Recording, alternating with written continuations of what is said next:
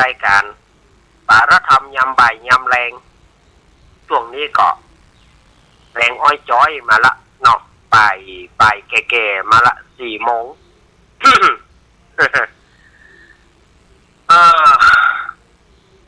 ก็ได้เล่ามา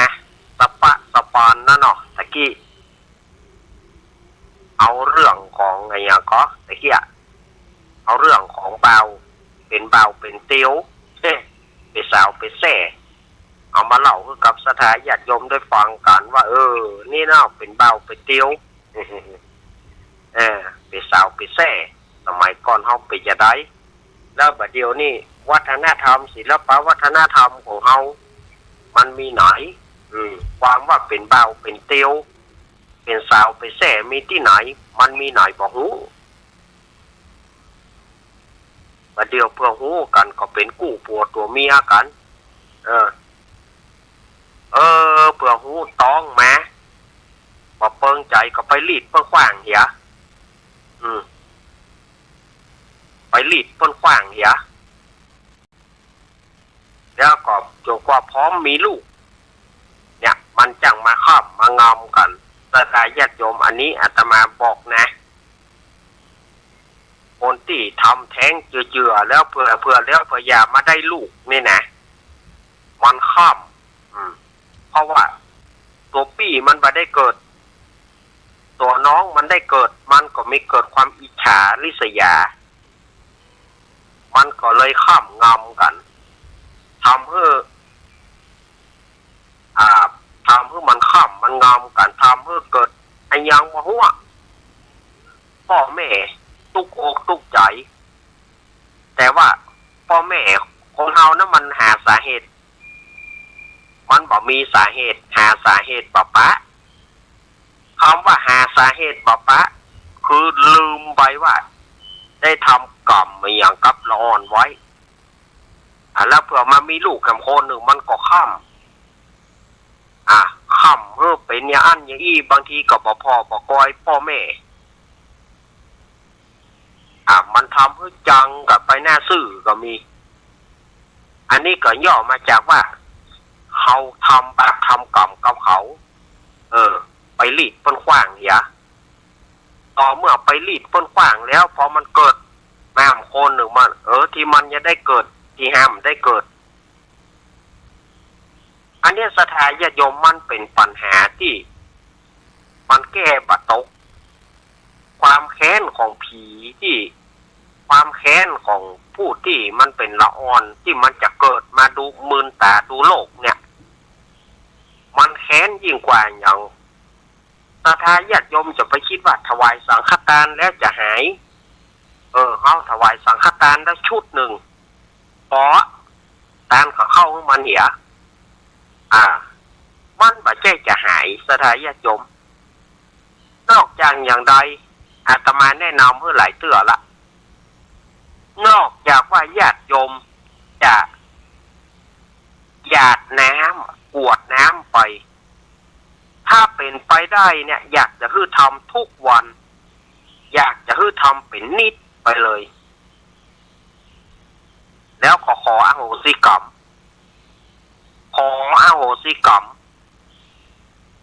มันก็จะก้อย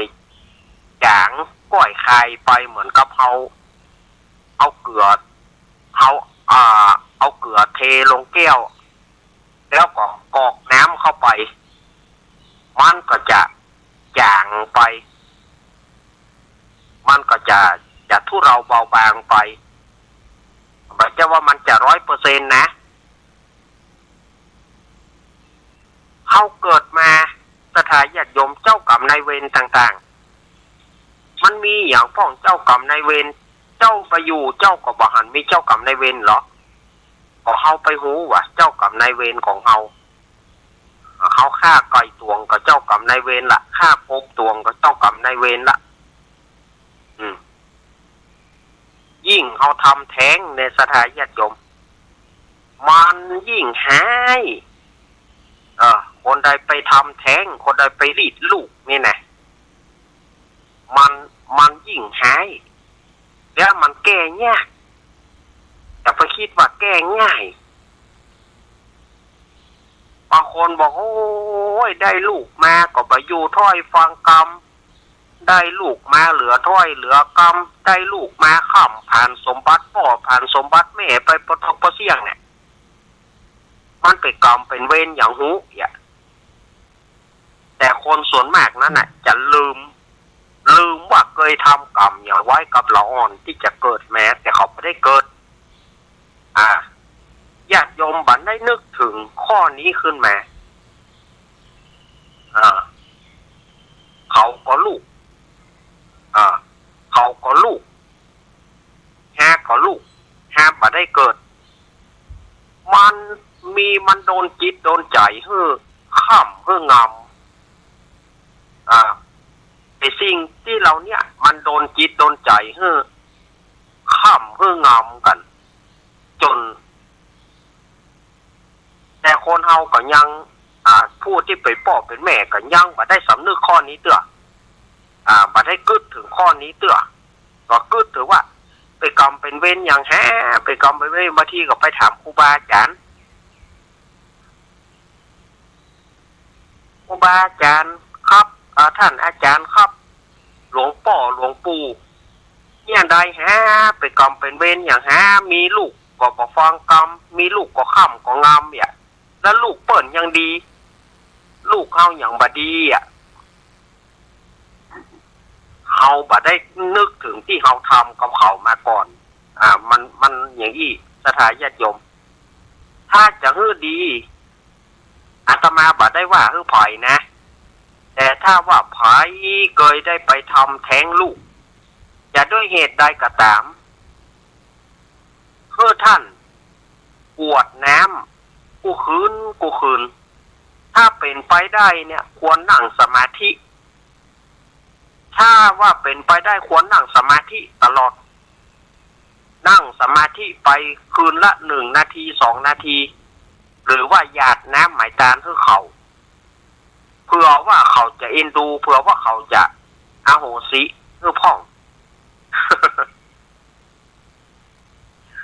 เจ้ากรรมนายเวรต่างๆก็เหมือนกันเจ้ากรรมนายเวรต่างๆเช่นสัตว์ต่างๆก็ดีที่เขาได้ย่ำยีตีฆ่าเขาได้ตั้งใจหรือบ่ตั้งใจก็บอกว่าเจ้ากรรมนายเวรบางจำพวกมันก็อู้ง่ายแต่บางจำพวกมันก็อู้ยากเอาง่ายๆอย่างญาติโยมไปย่ำตีนเปิ้นไปย่ำตีนสุแม่เนอะคนสัก2-3 คนไปย่ำตีนคนใดคนหนึ่งหรือไปย่ำตีนบางคนก็เจ็บอยู่บ่เป็นอย่างเนอะขอโทษครับสุแม่เนอะผมไม่ได้ตั้งใจบางคนก็เป็นอย่างเนี่ยบางคนนี่ปวดโถปื้อวือบางคนโคตรตึ้มบ่เลี้ยวบ่หายมาย่ำตีนฮะเจ้ากรรมนายเวรนี้มันก็กรณีนี้มันก็เหมือนกันสถาญาติโยมมันก็เหมือนกันมันก็อย่างเดียวกันบางคนตานให้ลูกแต่บ่ยอมรับว่าเป็นลูกถ้าจะบอกว่าลูกก็อายตานเจ้ากรรมนายเวรเนอะบรรดาทรัพย์สิ่งหิ่งห้อยที่เอาเคยฆ่าเขาเคยได้อย่างเขาก็ไปกินเหียเขาก็เอาไปกินเนี่ยลูกที่แท้งนะมาได้กินบางคนอายนะบางคนอายว่าเคยทำแท้งเคยฆ่าลูกรีดลูกขว้างมาก่อนแต่จะตานหาท่านจะบอกว่าลูกที่แท้งไปก็หัวอายเปิ่นก็เลยบอกว่า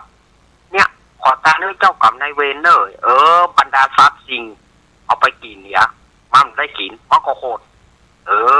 พ่อแม่นี่มันหาแต่แล้วนี่มาหากินกะข้ามหัวแถม ข้ามหัวแถมนะสถาญาติโยมเนี่ยเรื่องนี้มันเรื่องโดยละเอียดนะมันบัดใจว่าเป็นเรื่องที่โอ้โหมันบัดใจเป็นเรื่องโดยที่ว่าอาตมาจะเอามาอู้โดยที่บ่มีบัดใจเหตุใจผลบัดใจมันมี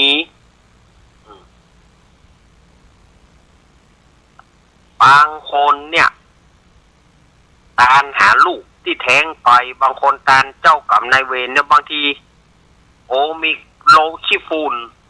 ลมอยู่ๆลมหาย่อยปัดมาเมียของกินของตานขี้ฝุ่นปิวเบอเนี่ยแสดงว่ามันแค้นไหมฮะบางทีเข้าของกระจัดกระจายไปเลยก็มีเข้าของเหี่ยเบอไปเลยก็มีลมปึ้งเดียวก็มีนั่นสถานญาติชมถือว่าโอ้โหมันรุนแรงมากแล้วเราจะทำอย่างไรในเมื่อเอาทำเขาแล้วเราก็ต้อง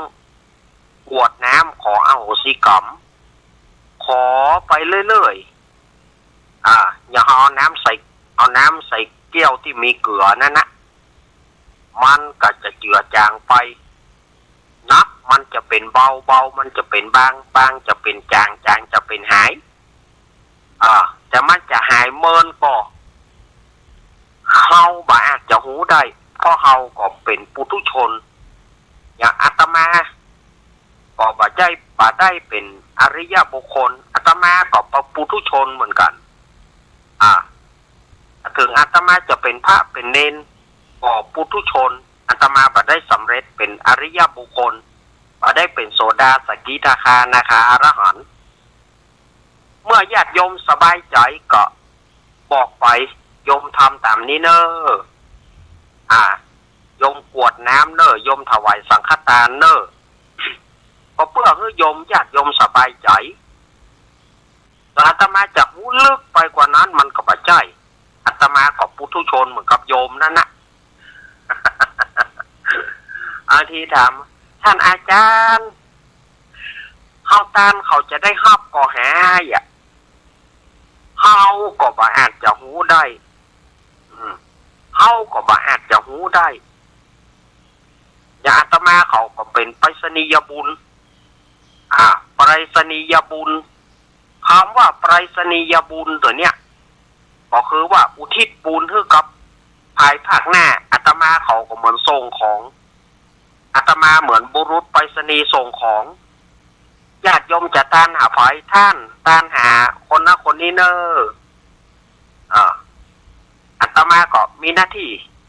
ทำบุญอุทิศบุญปั่นปอนและอุทิศบุญไปให้เขาเหล่านั้นตานเขาจะได้ฮับหรือว่าเขาไม่ได้ฮับเฮาก็บอกหูแล้วเพราะเฮาก็ปุถุชนเหมือนกัน แต่ว่าเฮาก็ทำเพื่อความสบายใจของญาติโยมความสบายใจความพอใจของญาติโยมอาตมาเขานี่เป็นบุรุษไปรษณีย์เหมือนกันนะบุรุษไปรษณีย์เหมือนกันแต่ว่า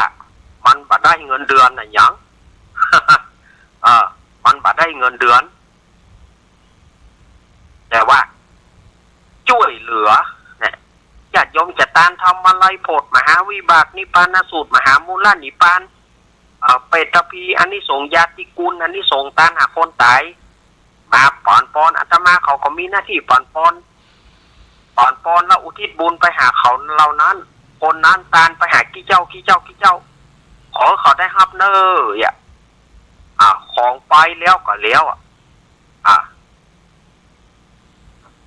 ส่วนเป็นของหยาบของติ๊บไปหาเขาแล้วแต่ของหยาบก็เขาก็ลวดไปขยมมาไงเขาก็ไปขยมอย่างเลยของหยาบของติ๊บไปบังเกิดกับเขาแล้วนี่เมื่อของติ๊บไปบังเกิดกับเขาของหยาบเขาก็ไปขยมกับเตะหวด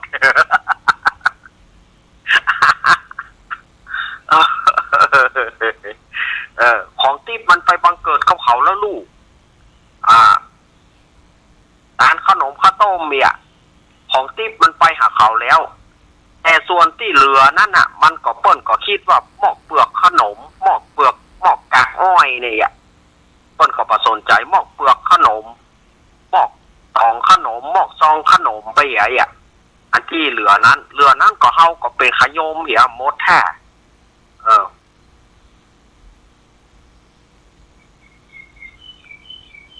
บางคนตานขันเข้าบางคนตานขันเข้าคือเผียวหมาพวกนั้นสถานญาติโยม ตานขันเข้าคือหมาอันนี้มีหลวงพ่อองค์หนึ่งป้นอู้ให้ฟัง ปัจจัยว่าปัจจัยเป็นประสบการณ์ของเขาหลวงพ่อองค์หนึ่งเปิ้นอู้ให้ฟังเหมือนละเปิ้นบอกว่าเอามีโยมเปิ้นตามหาลูกเปิ้นลูกเปิ้นชอบอันกินไก่ต้มน้ำปลาลูกเปิ้นชอบไปชีวิตจิตใจตัวเจ้าของลูกของโยมนี่นะมันชอบกินไก่ต้มน้ำปลาวันนี้เอามาตาน หลวงพ่อก็นึกว่าไปโคนตั้งจิตตั้งใจป่อนปอนพอป่อนปอนเสร็จถามว่าลูกของโยมตายเพราะโดนอุบัติเหตุหยังมันเป็นอันนั้นอันนี้ถามไปถามมาไปว่ามันเป็นหมาเฮ้ยเอาปลามาเฮาก็กินไก่ต้มน้ำปลากินขี้ซากหมาหลวงพ่อปนอู้ติดตลกเนาะเฮามันก็มีสปะนะญาติโยมบางคนตามหาลูกเขาก็บ่รู้นึกว่าลูกเป็นคนไปว่าเอาหมาเป็นลูกนั่นแต่เนี่ยได้ปอนไปแล้วนี่บุญหมาก็ได้ไปส่วนของที่เหลือนั่นของหยาบนะก็เฮาก็ไปขยม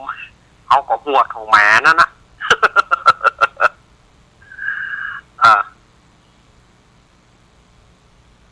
เขาก็ไปขยมสถาญาติโยมคนจะได้ฮับหรือบ่ได้ฮับเขาก็มาบอกคือเขาได้ฮับแล้วเขาก็มาบอกคือเขาแต่ว่ามันเป็นด้วยจิตศรัทธาที่ศรัทธาญาติโยมได้ตานไปแล้วก็คือความสบายใจความอิ่มความอิ่มใจมันจะเป็นอิ่มอะไรอย่างนะความอิ่มใจความสบายใจแต่คนที่จะได้ผลบุญที่เขาจะได้รับตานหาพ่อหาแม่ตานหาอุ้ยบางคนก็บอกว่าอุ้ยไปเกิดเจนได้แล้วปะตานพอเขาเกิดถึงกูลเปิ้นมะสีอย่างเวลามีงานอย่างเดือน12เพลงต้นปล่อยผีไหมก็สีมันจะมานั่งกอกงอกลูกเต้าเราหลานประธานสีมันจะนั่งกอกงอกเลยถ้านอกวัดปะกะไอ้ล่ามีไหนอีล่ามีไหนไอ้น้อยมีไหนอีน้อยมีไหนมาย่ำตานเนี่ยเอาไปกึดเดี๋ยวเขาก็อีดูเหมือนกันนะอย่างเพิ่นเอามาออกซอออกอย่างละเวเฮโหนอย่างทำเปตพีไหมก็ทำเปตพีละเวเฮโหนแม่อีน้อยจะตานให้เฮาก็หาแม่บ้าน้อยตานให้เฮาก็หามันไปมีผัวใหม่มันไปมีเมียใหม่ประทานให้เฮาละก้ายให้ทุกขเวทนานะอันนี้ในธรรมเพิ่นว่าบางคนนี่ก็มันตายไปหลายเจนแล้วมันตานตายไปแล้วก็แล้วก็มันเป็นความที่ว่าความพอใจหรือความไม่พอใจของคณะศรัทธาญาติโยมความพอใจหรือไม่ความบ่พอใจหรือไม่ที่เขาตานเขาพร้อมใจจะตานหรือเขาก็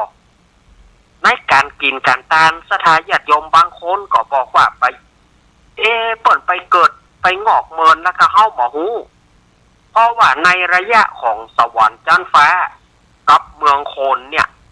มันต่างกัน100 ปีเมืองมนุษย์เท่ากับวันเดียวเปิ่น100 ปีเมืองมนุษย์เท่ากับวันเดียวเปิ่น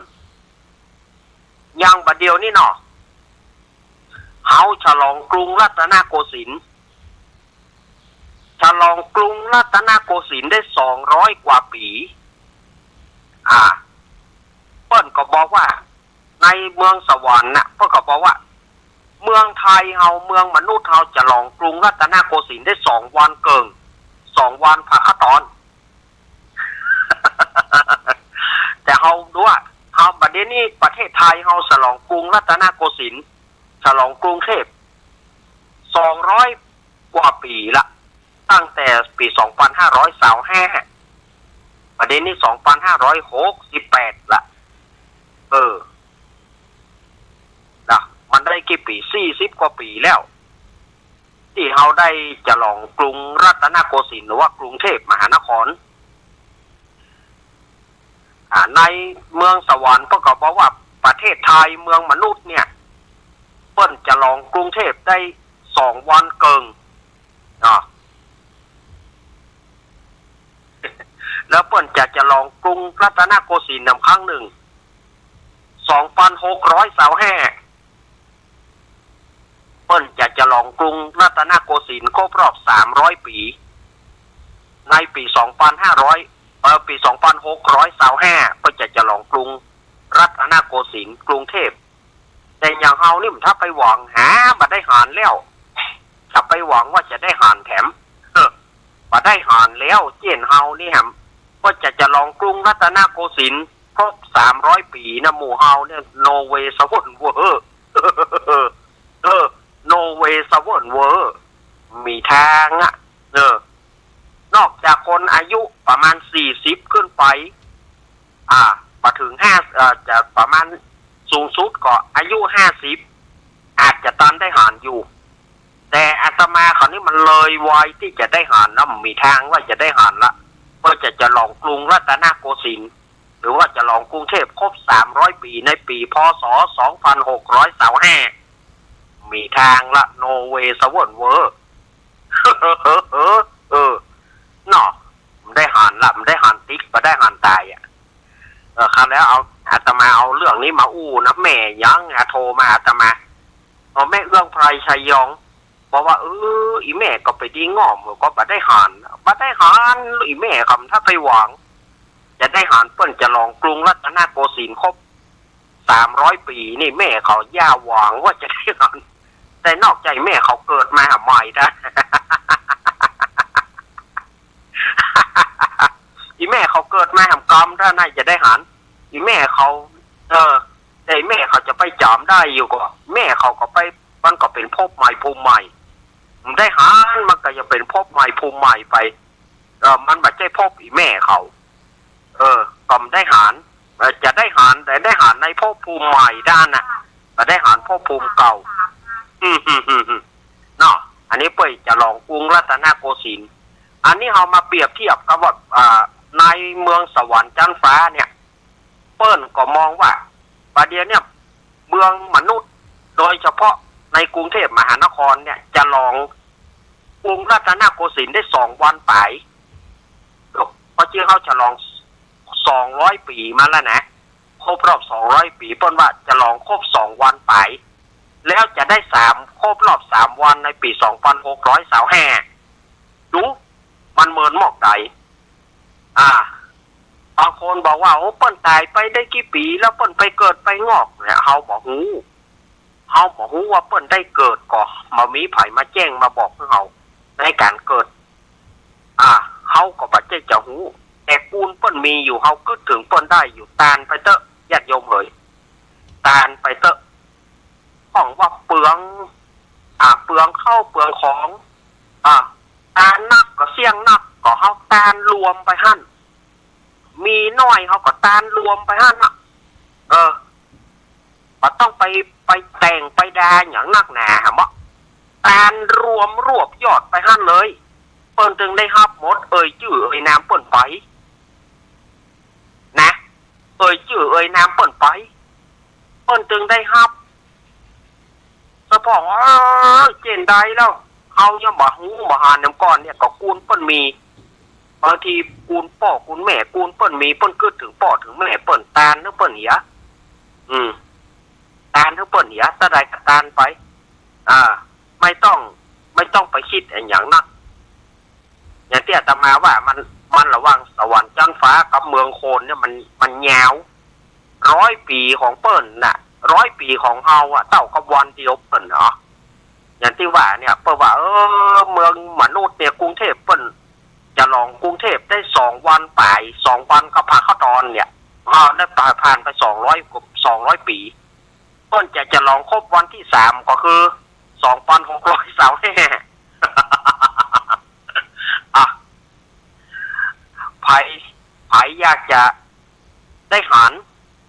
นโกสินทร์จะลองครบ300 ปีกับทำบุญไว้นักๆเนอะจะได้หัน ทำบุญไว้นักๆอันอีแม่เขาผู้สูงอายุทั้งหลายนั่นนะต้องหวังซึมได้หันถ้านอกจากจะเกิดจะใหม่ได้หันเป็นพ่อปูใหม่ท่านนะเนาะสถาญาติโยมอันนี้อาตมากับอู้กับสถาญาติโยมนะเดี๋ยวอาตมาจะวางสายแล้วเด้ออู้คนเดียวของหง่อมแต่อาตมาจะวางสายแล้วเนอะฝ่ายจะอู้กับอาตมาพ่อง0837611775อีแม่เขาจะไปจะลองกรุงรัตนโกสินทร์ถ้าจะลองกรุงรัตนโกสินทร์ก็2,625อีแม่เขาถ้าจะลองก็ถ้าเตอร์เนอร์0837611775วางสายฮือละเนอไป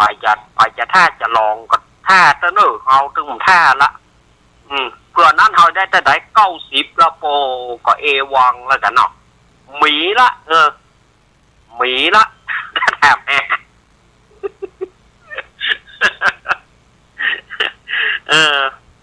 แม่แม่พี่สมัยนางแลจะถ้าพอก็จะถ้าจะลองกรุงรัตนโกสินทร์ครบ300 ปีก็2,625โทรมาน้อมเจริญปอนโทรมาเนอะสถานีไหนที่ฮับได้พ่องวันนี้วัดบุญยวาสฮับก็สถานีวิทยุแม่วางฮับก็โทรมาเนอะ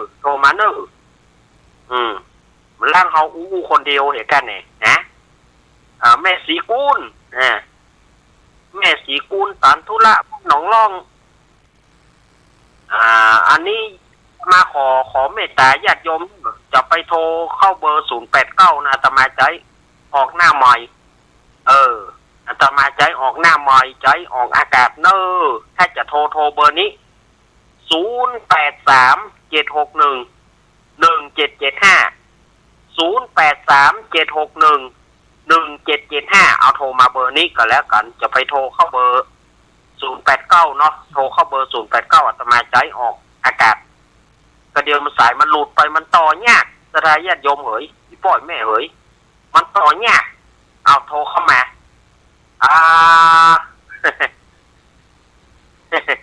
มีไผวะแน่เมื่อตอนนี่มีไผฟางไม่อายใช้ประการมาแม่ปราณีเขาแม่สีทอนเพิ่นย้ายมาแม่คลองเห็นแล้วเนาะแม่สีทอนเปรมจิต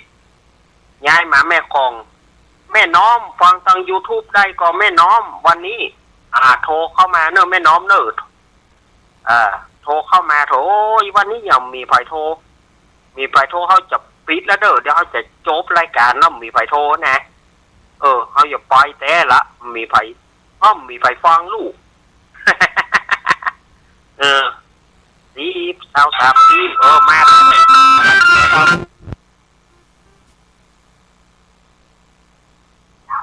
จะไม่ขาดเจ้าถ้าจะดินล่าง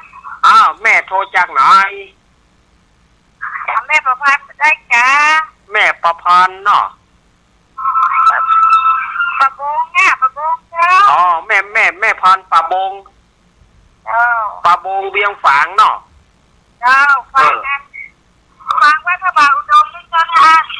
วัดพระบาทอุดมเนาะอีแม่จะท่า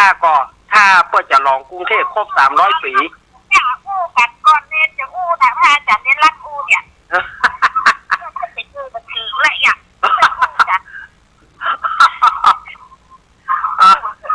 รับอู้อีหว่าวิทย์กับผีนี่ไปได้อะไรอยู่ได้อะไร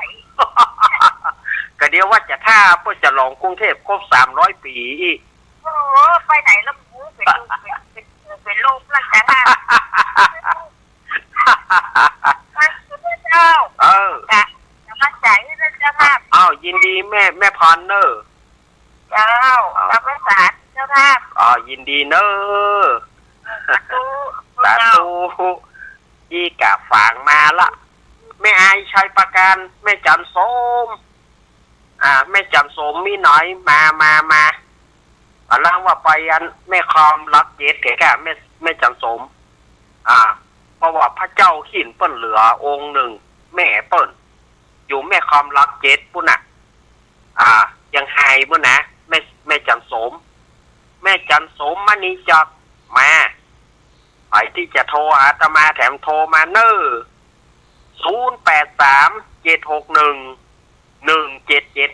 เอาโทรเข้ามาเนอโทรเข้ามาในเวลาที่เหลือที่ไหนฝนโต๊ะพ่องที่ไหนฟ้าแม่ฟ้าห้องพ่องถ้าตอนนี้มันก็พอดีอยู่มันพอมีปัญหาถ้าพบค่ำแล้วนี่ไม่ละเนอพบค่ำวันนั้นจัดรายการที่104หลอดไปกำลังจะจัดอยู่อันอย่างขลึงมากำเดียวอย่างแม่เฮยอย่าเตอะมันก็ลำบากลำโตดในแม่เฮยถ้าเราจัดไปก็มันเพี้ยมากำมาก็อันตรายเนาะตรอันตรายมีก็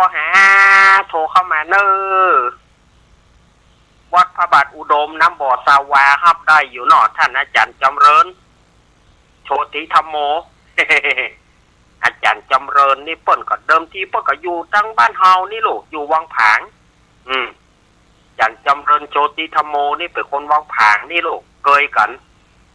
มีการมีงานก่อนนิมนต์เนอะลำปางมีหน่อยมดเนี่ยแม่อ้อยแม่พี่สมัยเขาแม่สีกุลแม่จันฟองละแม่กองแรงเกิดเมื่อค่ำดุแม่กองแรงเกิดเมื่อค่ำแม่ยังไงมาแม่ตาน้อยแม่สมบูรณ์นักปราชญ์แห่งเพลงแม่สมบูรณ์บ้านไร่ศิลาทองเรื่องเพลงเก่าๆแม่สมบูรณ์นี่เน็ตเหมือนกันนะเน็ตกว่าตมาก่อนเรื่องเพลงเก่าๆเปิดไอ้ที่2เจริญปอนเจ้าตั้งได้จ้าลุงวัดจ้าแม่สมศรีแม่สมศรีลุงวัดไฟหินฟังอีแก่คือวันนั้นเขาไปก่อนวันเขาบ่ได้ไปวันงานเขาไปก่อนแน่บ่ได้ป้าแม่สมศรีสักคำแต่ป้านะป้าไผ่บ่ฮู้เสียงเปิ้นก็เหมือนแม่สมศรีเนี่ยนะจะตักโกบ่ใจที่เปิ้นเข้าไปหาอาจารย์นะจะไปตักครับยินดีแม่สมศรีเนอะแม่สมศรีลุ่มวัดไฟหินแม่สมศรีอันนี้ก็นี่เนอะวัดไฟหินตำบลสุเทพอำเภอเมืองจังหวัดเชียงใหม่แม่สมศรีนันทารามฝางมีหน่อยแม่สมศรีนันทารามก็หายแซบแม่บัวพัดกุลันบอกกล้วยกาหน่วยหรือยังส่งมาฮื้อกันพ่องเนอ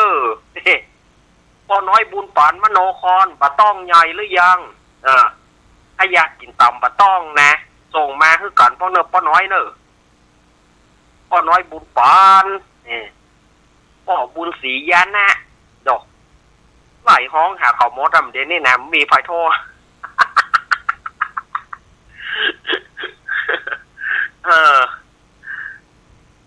อันแม่สมพัฒน์แม่ย่อยแม่สุพิษแม่ย่อยแม่บัวพัดกุลันแม่บัวพัดปีนี้บอกกล้วยกาดีก็เนาะส่งมาคือกันพ่อเนอ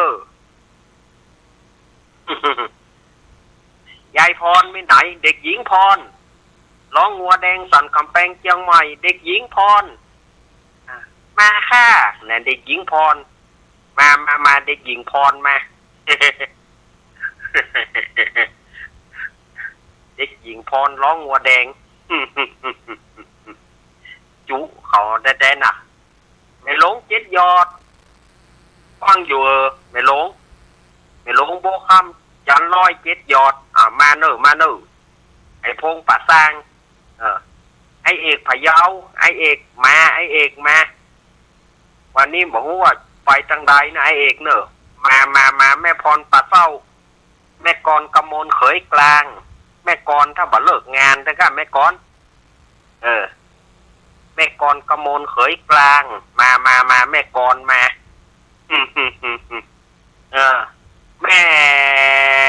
แม่บุญกแม่บุญหายแซบไปเมินนั่นไหนแม่รีต้นเปา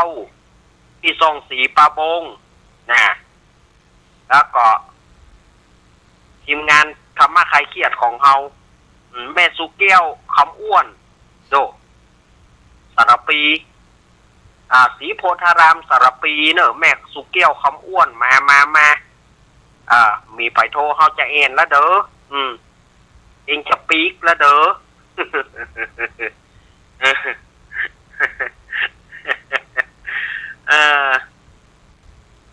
พ่อหลวงวินทับได้ก็พ่อหลวงวินท้องหามดอันนี้เจริญปอนก็ได้จะเอ็นน้ำมีไผ่นะอันนี้แม่โทรจากไหน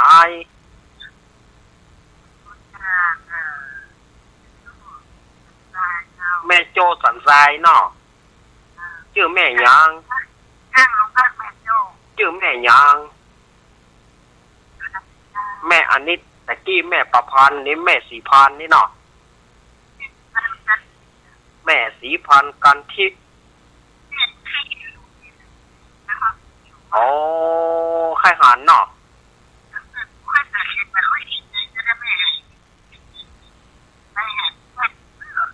มาเลย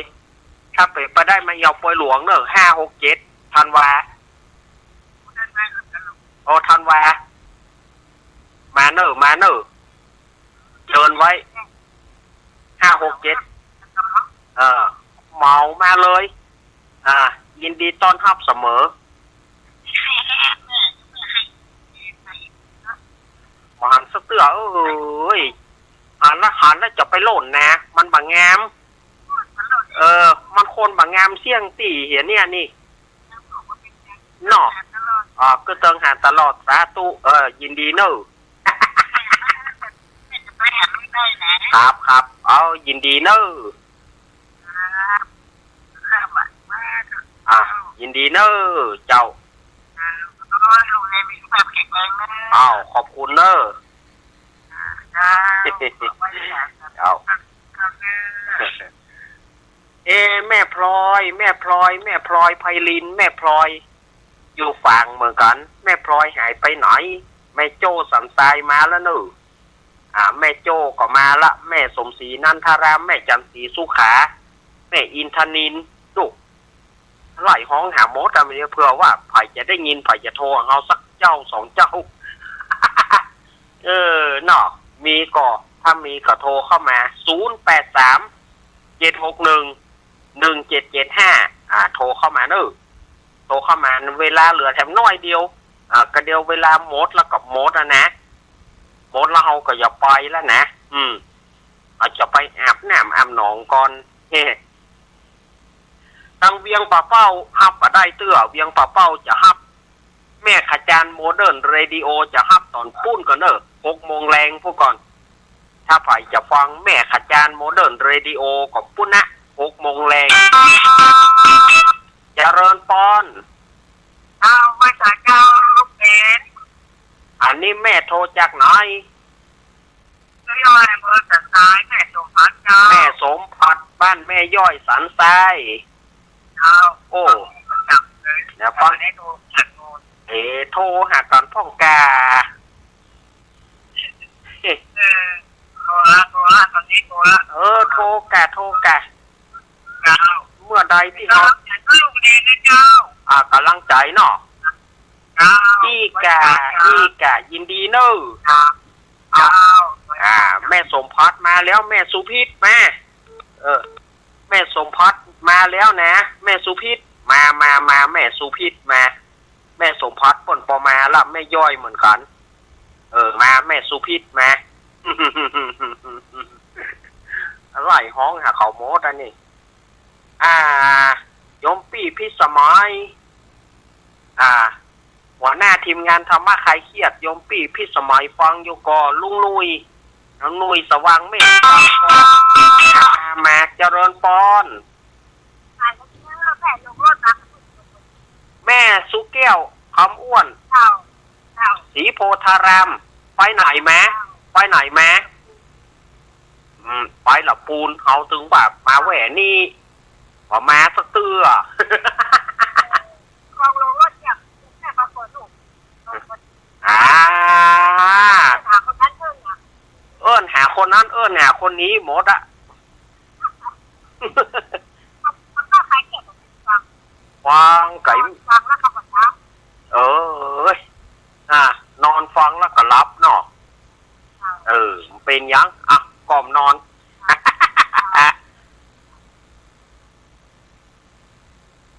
อันนี้ยังพักตั้งหลักมุ้งของ สักวันมันบ่ค่อยได้ไปอ่ะแม่ภาคหลังนี่นะวัดหลวงวัดหลวงนี่ก็จริงวัดหลวงนี่เมื่อก่อนก็เคยไปนะ ไปอะไร ว่าได้ไปก็เด้อเดือน8 เปงนี่นะถ้าว่าปฏิทินอย่างนะ ปลาเนี่ยปลาจังเอาออกมาตังสารปีนี่นะ เขาก็ได้ว่ามันเยอะอ่ะ อ๋อแกเอายินดีแม่สุเกี้ยวเนอะอยู่ดีมีสุข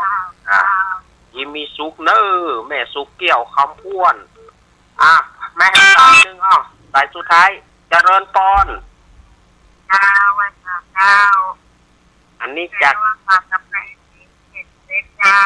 เทพเสด็จดอยสะเก็ดแม่อย่างก็แม่ชื่อแม่อย่างก็แม่นวลนี่เนาะกับบ้านกับแปงหินเทพเสด็จดอยสะเก็ดเดสกอยมาละ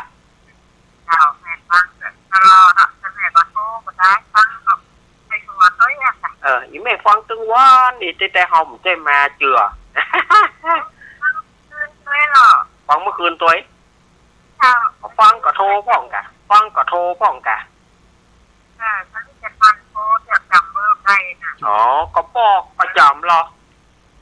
จำมาได้ต้องโจทย์ป๋อจำมาได้โจทย์อย่างเดียวป๋อลืมเนาะขอบคุณแม่เนอร์เวลาหมดพอดีขอบคุณเวลาจะหมดละแม่ข้างฉันเพิ่มตอกเดียวก็เอาเพื่อไว้ประชาสัมพันธ์งานเอาปิดแล้วเนอะได้งานน้อยๆครับปิดละงานขอเชิญร่วมงานประเพณีส่งน้ำพระธาตุวัดบนวัดพระธาตุไดน้อยตำบลไดหล่ออำเภอไดหล่อจังหวัดเชียงใหม่ในวันเดือน8 เปงเนอะวันอาทิตย์ที่11 พฤษภาคมแหมติดปลายก็จะได้จัดงานประเพณีส่งน้ำพระธาตุขึ้นเป็นวัดของพระเดชพระคุณหลวงพ่อสาธุกิจจานันท์เจ้าคณะอำเภอไดหล่อแล้วก็ตุลุงยองหลวงลุงชัยวัดนาคเสโนเป็นวัดของเปิ่นเนอไปห่วมกินห่วมตาลเปิ่นแล้วก็ไปใส่อันดาราพระเอกตลอดกาลป้อนนิรุตศิริจัญญาป้อนนิรุตศิริจัญญานี่ก็จำเปิ่นตึงมากุปีเปิ่นมากุปีเนาะปีนี้เปิ่นก็จะมาแถมป้อนนิรุตศิริจัญญาพระเอกหนุ่มตลอดกาลนะไปค่ายหันป้อนนิรุตก็มาเนอะวัดพระธาตุไดน้อยแล้วก็มาร่วมงานประเพณีส่งน้ำพระธาตุกันงานนี้ก็พระเดชพระคุณหลวงพ่อสาธุกิจจานันท์เจ้าคณะอำเภอไดหล่อเจ้าอาวาสวัดพระธาตุไดน้อยแล้วก็หลวงลุงชัยวัดนาคเสโนเปิ้นฝากประกาศมาเชิญชวนคณะสัตยาติโยมมาเอี่ยวมาแหวงกันเนอะมาเวรถไปว่าหมดเวลาเจ้าหน้าที่กวักมือละไปเจ้าหน้าที่โบกมือบายบายละไปได้แล้วเน้นลักเหยจะไปมาอยู่เมิน อาตมาจะย้างก่อนคืนนี้ก็จะไปลืมเนอะฟังรายการธรรมะเป็นทีมโดยคณะสงฆ์หลายๆวัดหลายๆวาเปิ้นจะจัด รายการธรรมะเป็นทีมตั้งแต่2 ทุ่มไปต้นไปก็จะจัดรายการธรรมะเป็นทีมจนสถานญาติโยมได้ฟังกันเนอะอาตมาลาก่อนนะลาก่อนเอาไว้โอกาสหน้าฟ้าใหม่มีโอกาสดีก็ปากันใหม่อภิวาทนาสีริสานิจังวุธาปัจจายโนจัตตารโรธรรมาวัฏันติอายุวโนสุขังปะลังขอเจริญพร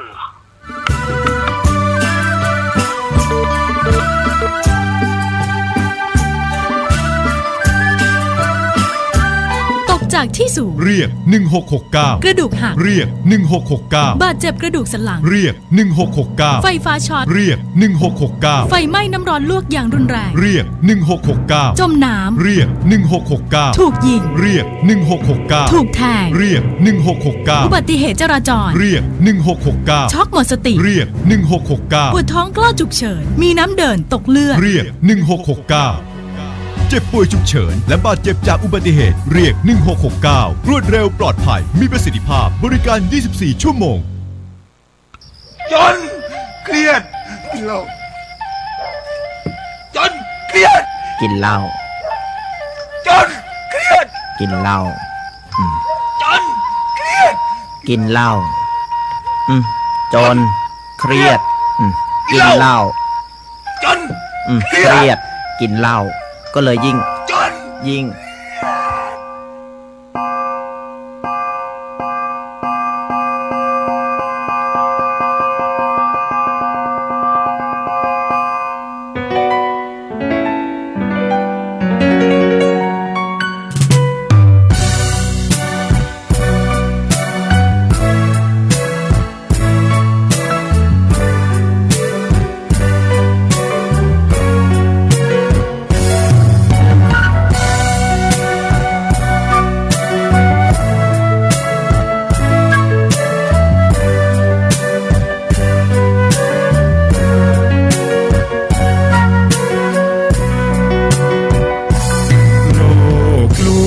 ชวนให้คิดอนิจจังทุกสิ่งไม่ยั่งยืนจีรังย่อมผุพังตามกาลเวลาจะฝืนให้ยั่งยืนจนสิ้นโลกาอย่าได้หวังดังปรารถนาองค์พระพุทธาท่านตรัสสอนไว้เกิดแล้วคงไม่แคล้วต้องชราแก่อาคราวแก่สมปัญญาทั่วภารามีโถมไปเจ็บทุกข์ย่อมเวียนวนมีพ้นใครๆสัตว์โลกล้วนรู้แน่แก่ใจเกิดแก่เจ็บตายหลีกไปไม่พ้นใครหลงคิดหลงติดอัตตาว่าใจแจ้งกำมลแม้นใครปลงได้คงสุขล้นชีวิตมีมองมนเกิดมาเป็นคนสมบูรณ์ดับหายเพียงร่างกายไว้ชีวาแต่กุศลผลกรรมทำมาย่อมแปลงค่ากลายเป็นทุนส่งผลให้ทุกคนเวียนวนไม่สูญสุขและทุกข์เป็นไปตามทุนที่พวกคุณได้ก่อทำมา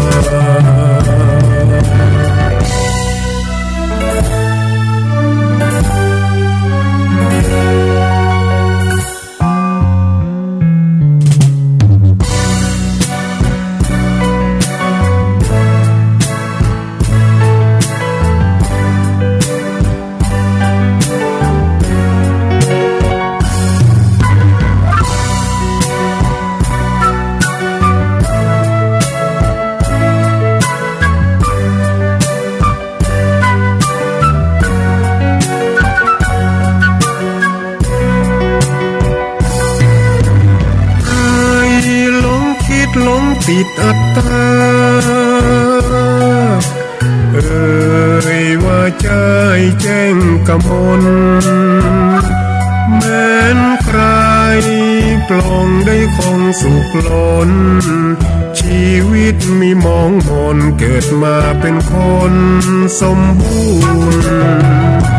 ดับหายเพียงร่างกายไว้ชีวาแต่กุศลผลกรรมทำมา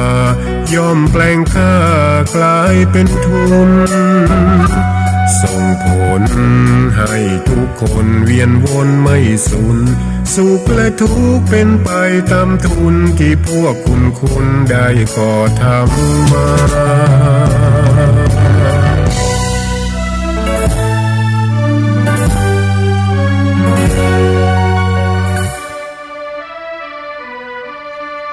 การส่งกระจายเสียงในระบบ FM 106.5 เมกะเฮิรตซ์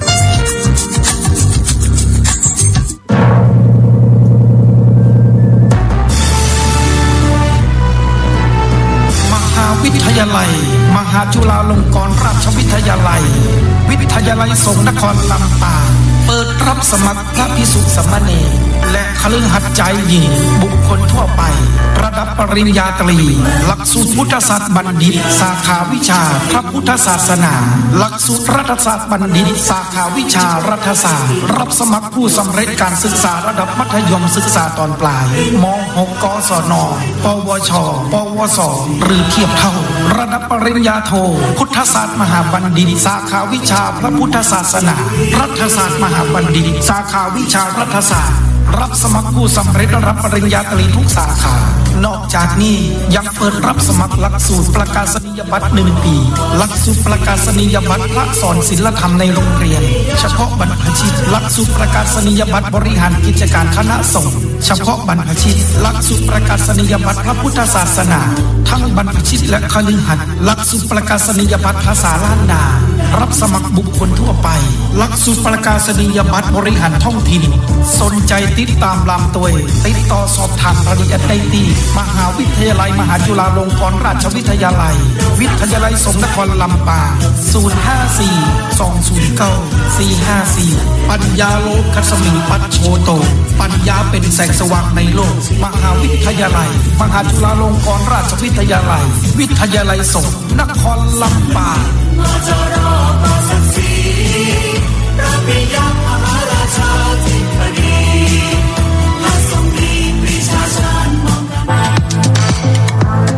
คุณกำลังรับฟังสถานีวิทยุเพื่อการศึกษาวิทยาลัยสงฆ์นครลำปาง FM 106.50 เมกะเฮิรตซ์วิทยุประเภทสาธารณะควบคุมการออกอากาศโดยนายสถานีวิทยุดร.จิรศักดิ์ปันลำฝ่ายรายการวิทยุดร.พัชริยาฟองจันตาช่างเทคนิคสถานีวิทยุนายสถาพรสุธาธรรมธรรมะข่าวสารและเสียงเพลงเราพร้อมมอบให้คุณที่นี่ 106.5 เมกะเฮิรตซ์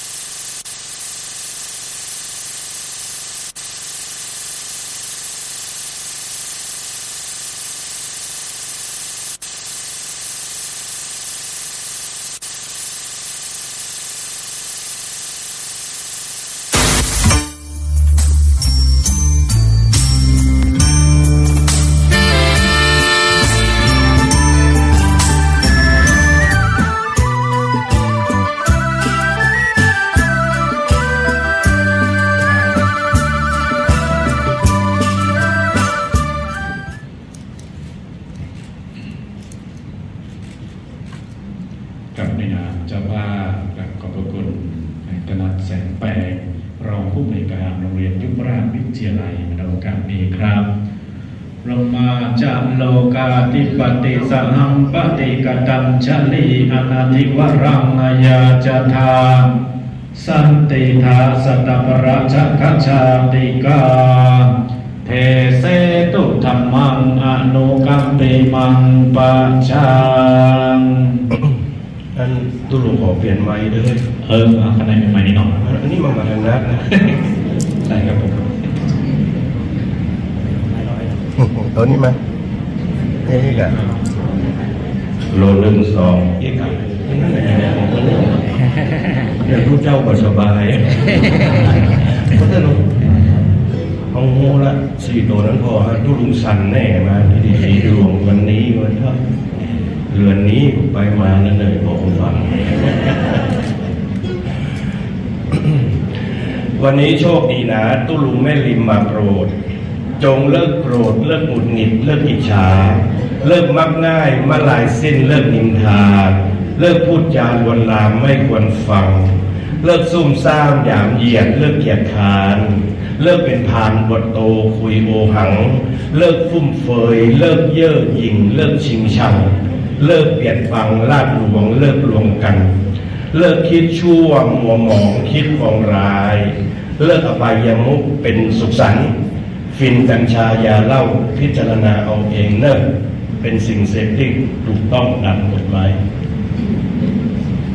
อย่าเมากันวันนั้นไปอบรมนักเรียนหมู่เธอเถ่านะระวังเรื่องเหล้าเรื่องยาบุหรี่อย่างนี้นะตุลุงครับนี่อย่างมันถูกต้องตามกฎหมายเลยจบเลยต่อมาได้เลยนะโรงเรียนยุพราชขอโทษวันนั้นตุลุงไปเนาะอาจารย์เนาะยุพราชวันนั้นไปอบรมนักเรียนเหมือนกันอาจารย์เนาะยังปากันอยู่ตอนนั้นอาจารย์ก็กำลังมาใหม่ๆอยู่รอปลาใส่ตุลุงกันดีที่ตุลุงเสียงสั่นที่มันใช่อย่างนะมันไม่ได้กินน้ำมันเจดีย์หลวงนี่มันถวายเฉพาะวัดนี่แต่เขามานั่งท่านแต่เจ้ามีพยกมาสักคนเลยนะก็จะถามเนอะก็บันดีถามก็ยังใหญ่เนอะพิธีกรนี่นั่นเองไอ้ฟินกัญชายาเหล้าอย่าเมากันการพนันเรื่องให้สิ้นอย่ายินดีสังขารธรรมท่านสังขารธรรมคือสังขารมนุษย์เท่านี้ตั้งแต่หัวถึงตีนวันนี้ตุลงขอใจกับเมืองผู้ภาษากับเมืองเนื้อทันพาดีแน่น้ำเป็นตุลงเนี่ยมีเหมือนกันนะมีครับของพุ้นกันขออนุญาตหน่อยสังขารธรรมสังขารธรรมคืออย่างท่านสังขารมนุษย์นั่งในนี่คุณหมอคุณพยานพูดสังขารมนุษย์คืออย่างท่านทั้งหลายตั้งแต่หัวเป็นตีในสุมาแต่ภาษาเจ้าบ้านสังขารธรรมนำมาพิรุษคนเอามนุษย์ที่มันนั่งด้วยกันเกิดแก่เจ็บตายเสี่ยงมนุษย์ของเราต้องการเสี่ยงเกิดแก่เจ็บตายมาจากธาตุสี่ดินน้ำลมไฟเนาะดินน้ำลมไฟแล้วเขาก็ต้องการ4อย่างเหมือนกันหนึ่งที่อยู่อาศัยยารักษาโรคอาหารแล้วก็เครื่องห่มเขาต้องการเหมือนกันหมดอันสังขารธรรมนำมาพิรุษคนของมนุษย์เกิดแก่เจ็บตายตัวตุลุงแม่ริมตนนี้จะขอขยายแห่ที่สบายน้อยนึ่งมันถึงบันไดคนเฮาตั้งหลายความตายอยู่ใกล้สังขารธรรมคนนี้คนเฮาเกิดมาบรรลุสิ่งนี้ย่อมตายดังอีแม่ภาษาชาวบ้านเนี่ยท่านเนี่ยอีแม่ท่านทุกคนเกิดเป็นมนุษย์มันมาได้ล่องหนเขาเกิดมาเป็นคนมาล่องข้ามมาได้หรอกเขาจะคิมหรอกจานโลกสุดสัตว์อยู่โลกใต้จ้างม้างัวควายหมดแล้วเป็ดไก่หมูหมาปากกากาแก้วต้องอยู่ในสักอันก็เขาเกิดมาแล้วมันก็ตายเหมือนกันนะไพ่ต้องมาตายนั่งในนี้ก็มาสัทธากับพระเจ้ากับพระเจ้ากับสัทธาจะไปเอ็นใส่กันเด้อไพ่ได้ไปงานถ่ายบอกหู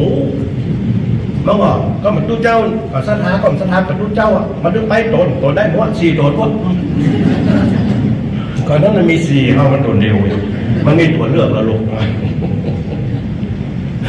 ก็สังขารและธรรมคนนี้คนเราเกิดมาบรรลุปรินิย่อมตายนาทีแม่ท่านทุกคนเกิดเป็นมนุษย์มาได้ล่องหนเกิดมาเป็นคนมาลอกคาบมาได้จาลงสุดสัตว์อยู่โลกใต้จ้างม้างัวควายกว่าแล้วเป็ดไก่หมูหมาปากกากาแก้วจะอยู่ในสักอันก็เราเกิดมาแล้วมันก็ตายเหมือนกันเราชีวิตไผ่มันสังขารโลกตั้งแหนมเอาผ้ามาห้อยคอเป็นปุ๊กเอาเป็นติดจั่งบริมรณังไว้มิดก่อนเขาหมดสังขารจำเนิ่งมิ่งมิดจงสร้างสมอันความดีเมื่อเขาตายไปแล้วนี่นะมอดไว้เป็นผีก็คุณความดีจะอยู่สืบสร้างลูกเต้าหลานเลนจะได้อวดอ้างผลสร้างความดีเหล่านี้ พี่น้องต่างหลายตู้ลุงขอกล่าวจี้ว่าอยู่ได้สักหลายเงินทองสินทรัพย์มันเป็นของนอกกายตัวชีวิตบอกวายหาไม่ไปแน่พี่น้องลูกหลานปู่ลุงนะป้าปิตามันดานี้ไทยจะหันในเหมือนกันตายแล้วไซอย่าหาอื่นได้ในจ่าตัวตู้ลุงนี่แหละมาได้แก้จ่าตามที่หันมามันมีหลายมาน้อยพ่อหานต้นตนต้นจนต้นตุกต้นต่ำต้นต้อยที่มักจะคอยเปลี่ยนจังศรัทธาทั้งหลายครูบาอาจารย์คุณหมอคุณพยาบาลนายแพทย์ที่ต่อยแม่เขาที่ตู้ลุงเอากรรมนี่มาพูดนะตู้ลุงขอย้อนนิดหน่อยนะตู้ลุงนี่อยู่วัดเมื่อปี07แล้วนะบางคนยังไม่เกิดนะปัจจุบันนี้71ต่อวานี่นะอาจารย์นี่นะไม่เมื่อดีนะอะไร